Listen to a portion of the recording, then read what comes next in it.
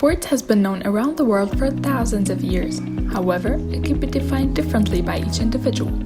Some believe it's just different forms of games, thus entertainment is how they see it.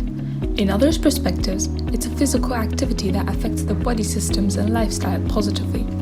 But have you ever thought that various athletes take external chemicals to enhance their performance? Doping it is. Doping is the utilization of prohibited athletic performance-enhancing drugs by athletes. The use of drugs to enhance their performance is considered unethical and therefore it's prohibited, or you can just call it cheating. Doping took place first during ancient Greek. However, on the late 1920s, the restriction of drug usage in sport was finally put into consideration. Took them so long, didn't it?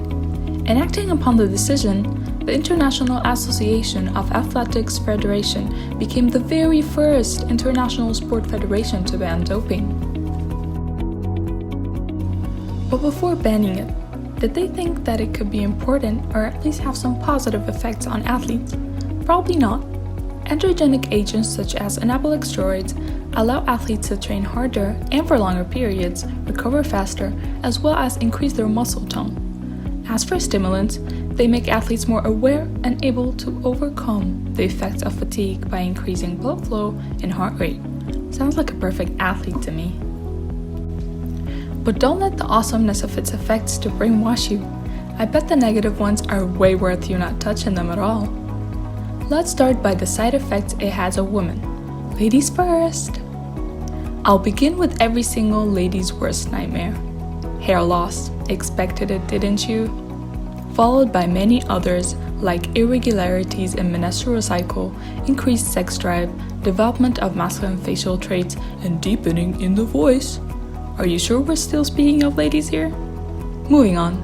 Men's side effects might be even worse, starting from acne, male pattern baldness, impaired liver function, to an increase in estrogen hormone, and that itself has its own side effects, like erectile dysfunction and breast formation. Doesn't sound like my dream man anymore. Now, despite that these signs make it too obvious that an athlete is doping, there's an actual test detected called mass spectrometry. This is a long-established technique that involves firing a beam of electron on urine samples to ionize them.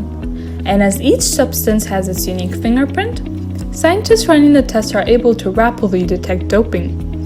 However, there are tiny substances that might not have a strong enough signal to be detected.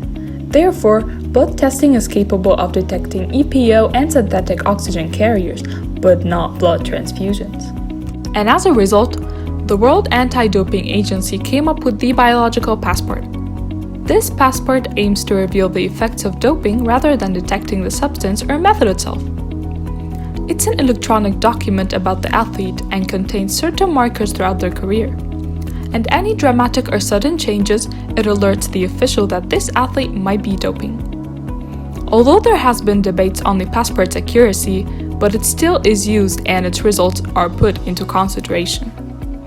Let us mention some famous athletes that were caught with positives during their doping tests, starting with Luisa Galina, a gymnast from Uzbekistan who tested positive for furosemide, which is a weight loss supplement, during her second appearance for the Olympic Games in London 2012. Luisa was apparently banned from the Games, although she claimed she was close about taking the drug, and said that her mother has been giving her a heart medication for the past month, and days later, after her backup samples tested positive as well, she was suspended for 2 years.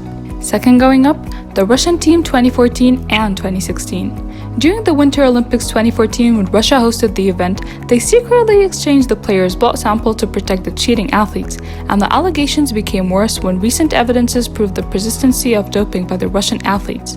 Based on a report by the World Anti-Doping Agency, the International Olympic Committee claimed all Russian athletes are considered to be affected by a system subverting and manipulating the anti-doping system. And as a result, 271 of 389 athletes were cleared of the 2016 Summer Olympics in Brazil, and the International Paralympic Committee banned the entire Russian Federation from participating in the Rio Paralympics. In conclusion, you probably learned that doping is no game and has serious consequences whether on your health or your career as an athlete, and always remember, cheaters never win and winners never cheat.